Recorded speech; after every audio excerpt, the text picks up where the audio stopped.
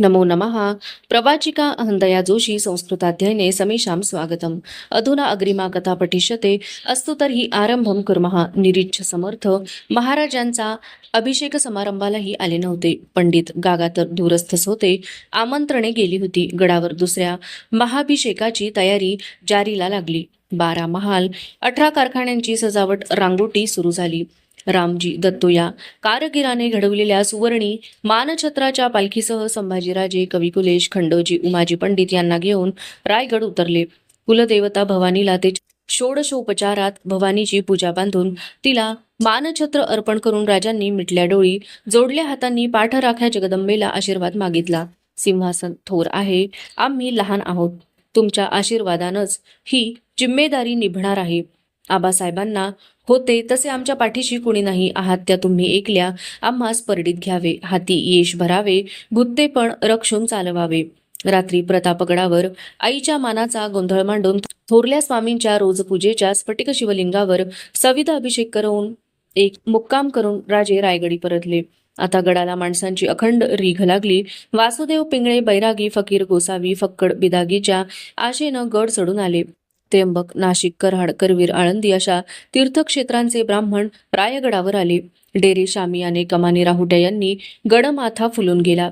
सिंदखेड, फलटण, शृंगारपूर, जिंजी, तळबीड अशा राजकुळाच्या रक्तसंबंधांच्या स्थळांतून आलेल्या पाहुण्यांनी रायगडाच्या इमारती गजबजून केल्या. वराड, खानदेश, नागोजी व केसो त्रिमलांच्या हाती सोपवून हंबीरराव आनंदराव निंबाळकरांसह आले. बागलाणातून रूपाची भोसले, संताजी गायकवाड, मानाजी मोरे आले. कोल्हापूर, सुभा, डबीर, जनार्दन पंत हणमंते, म्हलोजी घोरपडे, संताजी बहिर्जी घोरपडे, सरदार विचारे आले. कोकणपट्टीतून दादाजी रघुनाथ, मोरू दादाजी, सारंग दौलत खान, कान्होजी गोविंदजी काटे, मायनाक आले. मावळातून गोपाळ रायाजी, मालोजी, इतबारराव, कंक बांदल, सिलीमकर, सर्जेराव जेथे आले.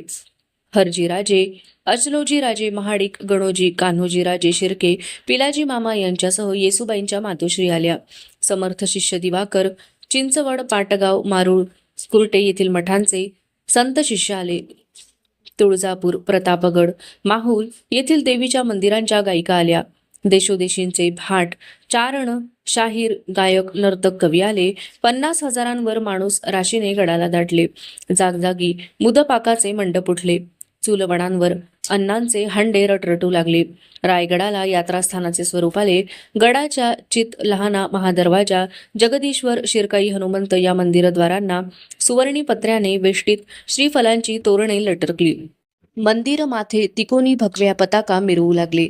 महादरवाजाच्या नगारखान्यावर निशाणकाठी धरत आभाळात चढलेला थोराड भगवा जरी नकशीचा दौलत ध्वज मावळ वाऱ्यावर सळसळू लागला.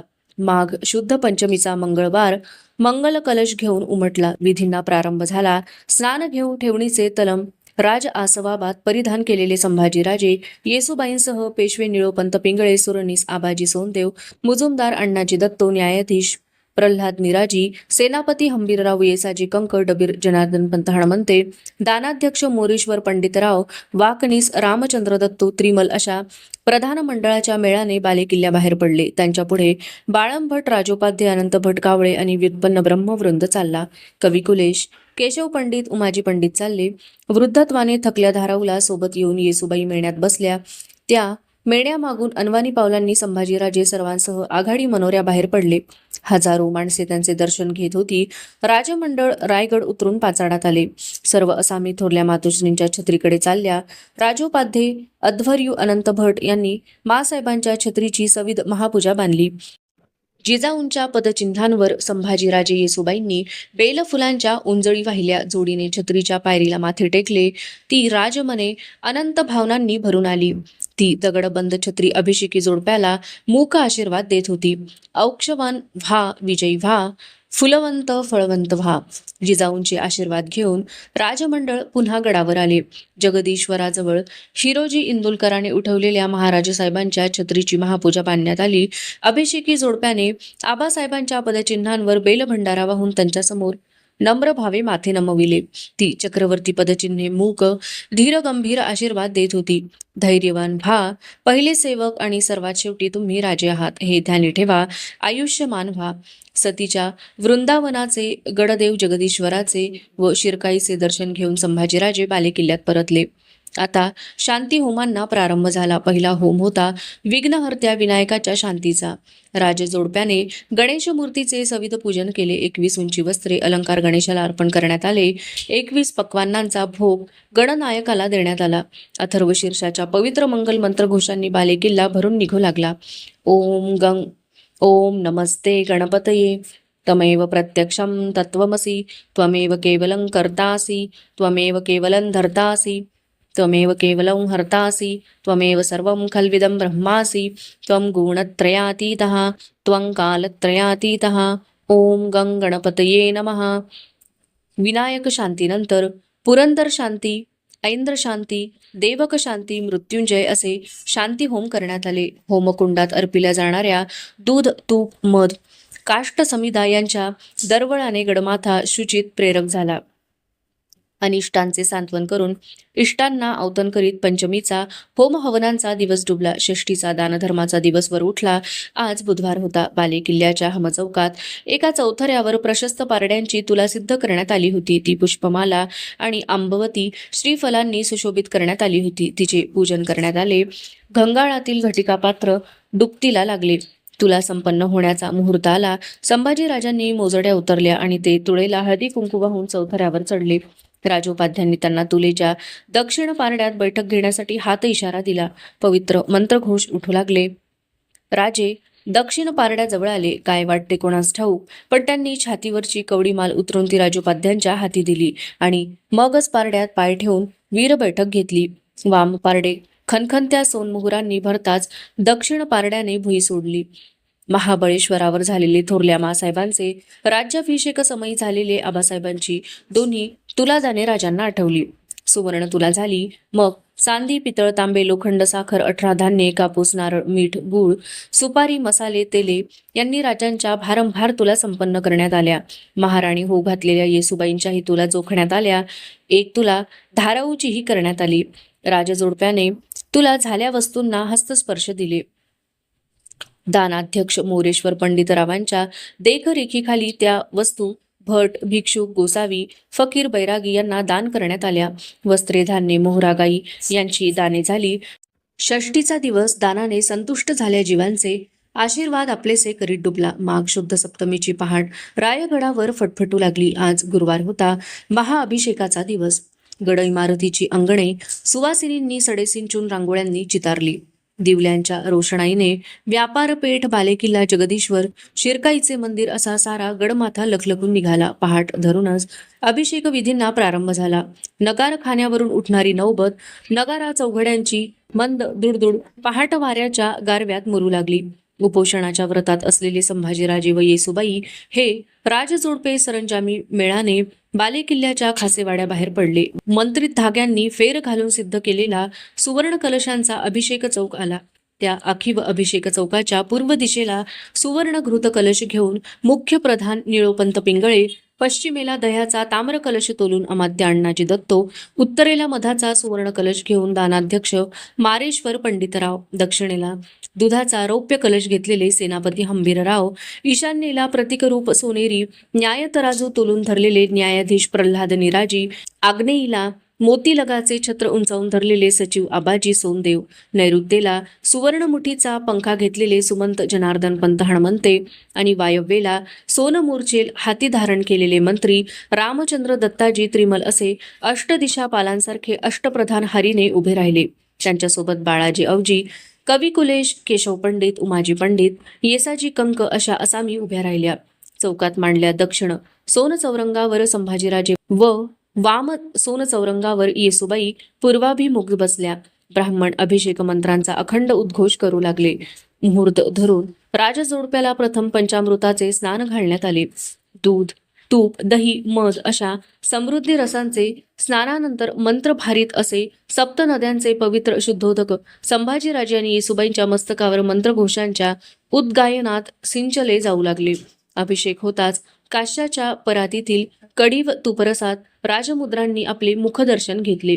तिकडे सिंहासन चौक माणसांनी नुसता गजबजून गेला होता. राजदर्शनासाठी आतुरली प्रजा दरबारी चौकात दाटीवाटीने उभी होती. संभाजीराजे खासेवाड्यात आले. येसूबाई आपल्या महाली निघून गेल्या. राजे सिंहासनावर आरूढ होताना परिधान करण्याचा खासा पेहराव चढवून सिद्ध झाले.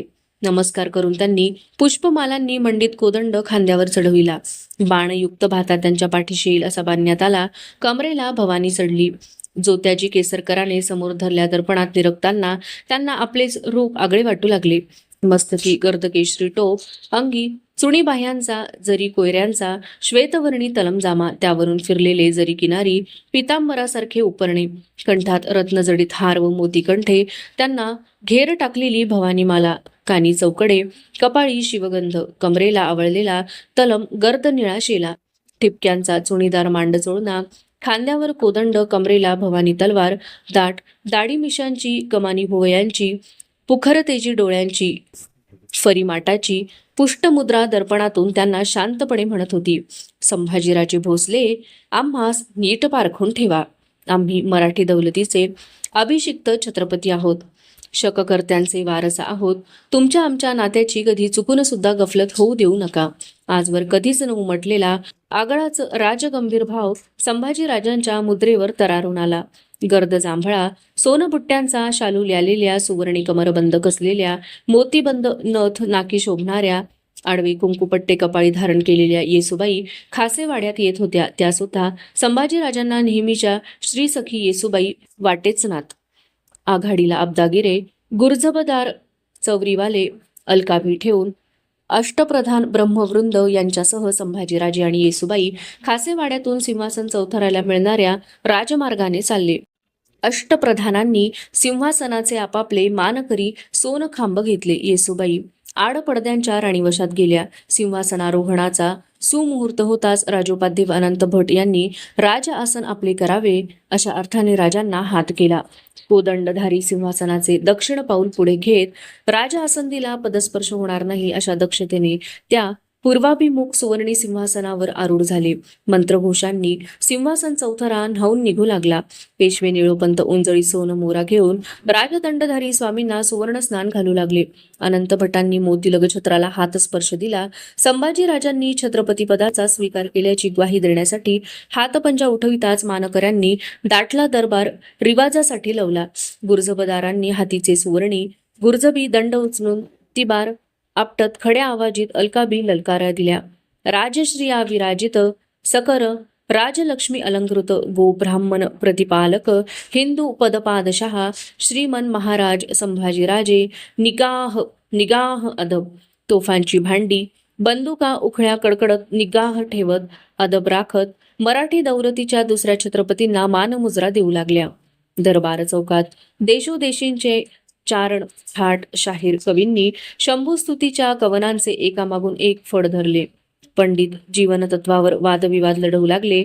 नर्तिका दरबारी मुद्रेचे नृत्याविष्कार करू लागल्या. सारा सिंहासन चौक कसा संमिश्र कोलाहलाने भरून गेला. न्यायाधीश प्रल्हाद पंतांनी राजमुद्रेचे सुवर्णतबक महाराजांच्या समोर धरले. त्याला महाराजांनी हात लावून ती मुद्रा आपली केली. त्या मुद्रेवर कोरीव शब्दलेख होता. श्री शंभोः शिवजातस्य मुद्रा द्यौरिव जायते, यदंक सेविनो लेखा वर्तते कस्य नोपरी.